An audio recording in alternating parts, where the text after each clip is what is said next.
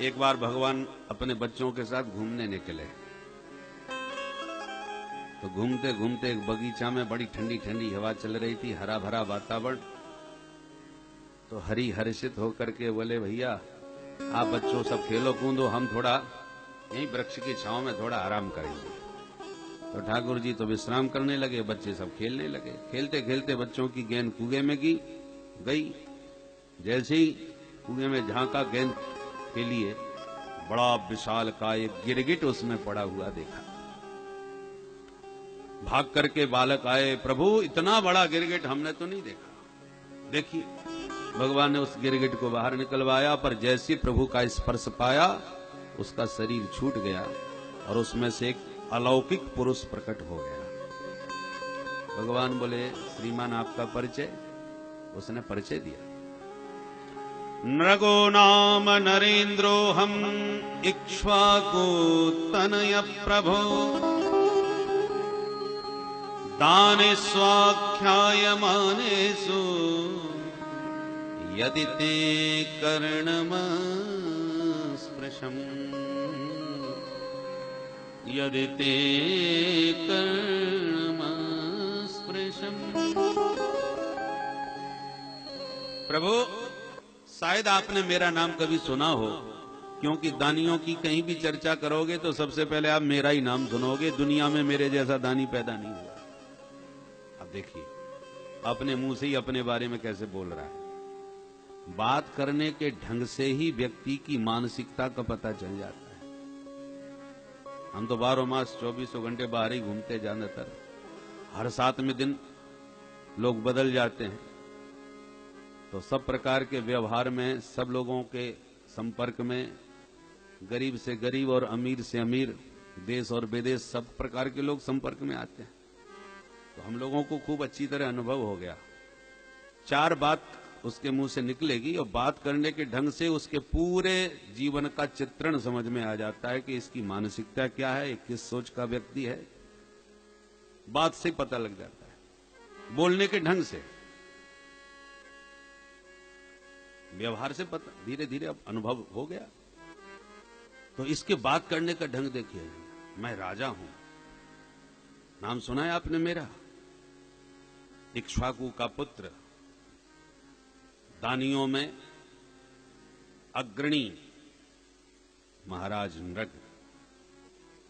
अच्छा, भगवान मुस्कुरा के बोले, क्या दान किया आपने भाई?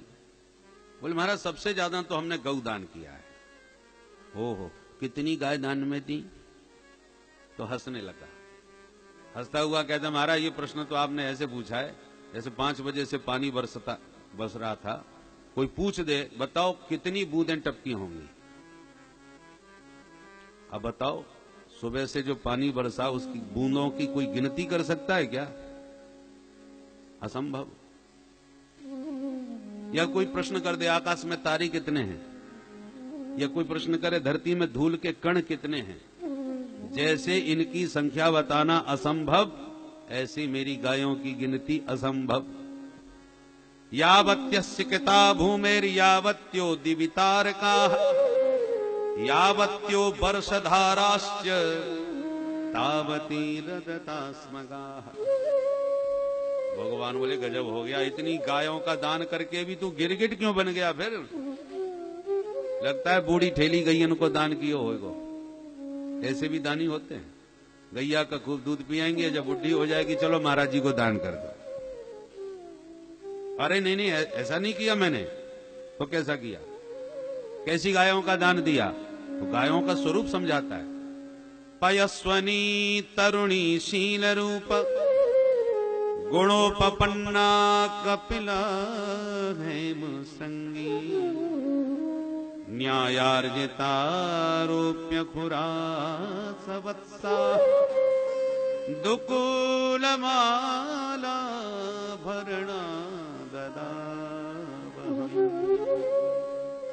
सबसे पहली बात तो यह है कि पयस्वनी, दूध देने वाली गायों का ही दान किया हूं। और बुढ़ापे में नहीं, तरुणी, पहली ब्याई गाय को ही दान में देता था। अच्छा, तो लात ज्यादा मारती होगी, मरखनी गैया होगी। अरे नहीं महाराज, शील रूप एकदम सीधी सच्ची, तो जर्सी गैया होगी। अरे नहीं नहीं महाराज, कपिला हेम श्रृंगी श्यामा गायों का दान किया हूं, उस पर भी सोने से सींग मड़ करके और रूप्य खुरा चांदी से खुर सजा करके मैंने दान किया। भगवान बोले गजब, तो लगता तेरा पैसा 2 नंबर का होगा, ब्लैक मनी। अरे नहीं नहीं महाराज, ऐसा मैंने गोरख धंधा कुछ नहीं किया। न्यायार्जिता, न्याय द्वारा अर्जित धन का दान किया हूं, 2 नंबर का काम नहीं करता मैं। अरे भाई, जब कोई कमी नहीं थी तो गिरगिट क्यों बन गया? बिना कमी के पतन होता ही नहीं। पाप किया कुछ ना कुछ तूने। तब बोला पाप तो कुछ नहीं किया, पर एक गलती से हो गया। क्या हो गया? बोले सरकार, एक पंडित जी बड़े तपस्वी थे, भजनानंदी थे तो गृहस्थ और पक्के ब्राह्मण थे, दान ही नहीं लेते थे किसी से, केवल एक गैया पालते थे, गैया का दूध पी करके जैसे तैसे अपना गुजारा करते थे। संग्रह परिग्रह बिल्कुल नहीं। पंडित जी की वही प्यारी गाय गलती से उनके घर से भागकर मेरी गायों के झुंड में मिल गई। मैं प्रतिदिन गौदान करता था, सो गलती से पंडित जी की गैया मैंने दूसरे पंडित जी को दान कर दी।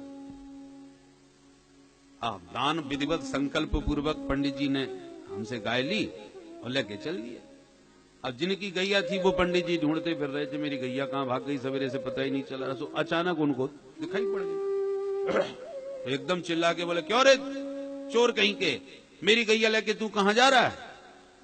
उसने कहा, पंडित जी संभल के बात कीजिए, मैं भी ब्राह्मण हूं, तुम्हें चोर लगता हूं? राजा से अभी अभी विधिवत संकल्प पूर्वक दान कर लेके आया हूं मैं।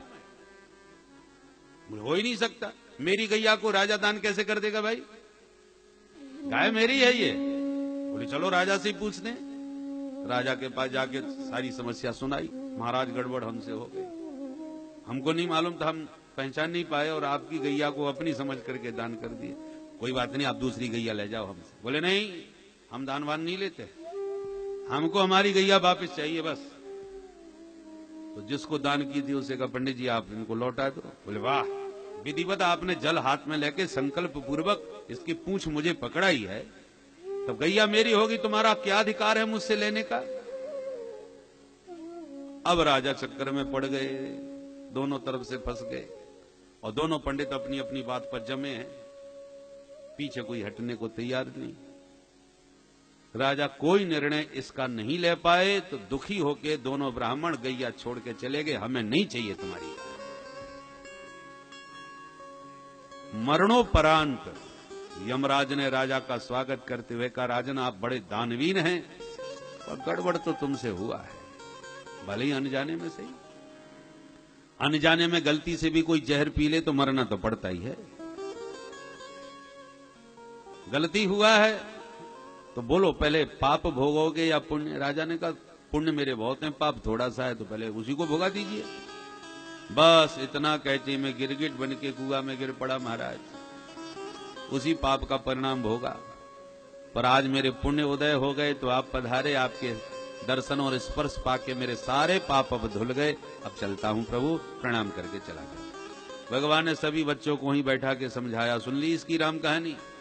और जरा सोचिए, गलती से अनजाने में ब्राह्मण के धन को ये अपना समझ बैठा, ब्राह्मण की गैया को अपना मान बैठा, तब ये गिरगिट बना है। तो जानबूझ करके जो ब्राह्मण के धन को हरण करेगा उसकी गति क्या होगी सोच लो। भगवान कहते हैं, कुलम समूलम दहती ब्रह्मस्वारणी पावकः।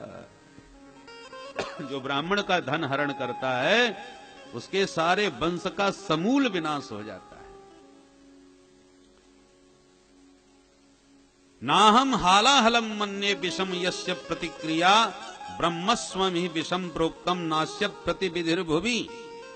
भगवान कहते हैं, विष पान कर ले तो उससे बचने के उपाय हैं, अग्नि में कोई छलांग मार दे तो आग से भी बचाने के उपाय हैं, पर विप्र धन हरण करने वाले के बचाने का सामर्थ्य मुझ में भी नहीं है। इस प्रकार से भगवान ने अपने बच्चों को बहुत सावधान किया। और इसलिए सावधान कर रहे हैं क्योंकि यदुवंशी बालकों की संख्या बहुत बढ़ गई है और सब एक से एक जवान नवयुवक हैं, तो घोपड़ी इन सब की खराब हो रही है। साधु संत और ब्राह्मणों का ये अनादर करने लग गए हैं, उनकी उपेक्षा और अवज्ञा करने लग गए हैं। तो इस घटना के माध्यम से भगवान ने सबको सावधान कर दिया, भले ही तुम मेरे बच्चे हो, मेरे वंश के हो, पर विप्रद्रोही यदि बन गए, साधु संतों का तुमने अनादर किया तो तुम्हें मैं भी बचा नहीं पाऊंगा। कान खोल के सुन लो। किंतु अंत में हुआ वही, उन्हें यदुवंशी बालकों के द्वारा संतों का अपमान होने के कारण ही सारे यदुवंश का विनाश हुआ। तो जो भविष्य में घटना घटने वाली है उसके प्रति भगवान पहले से ही बच्चों को सजग सावधान कर रहे थे। तो इस प्रकार से भगवान इतने बड़े परिवार में हंसते मुस्कुराते सबका मार्गदर्शन करते रहते हैं।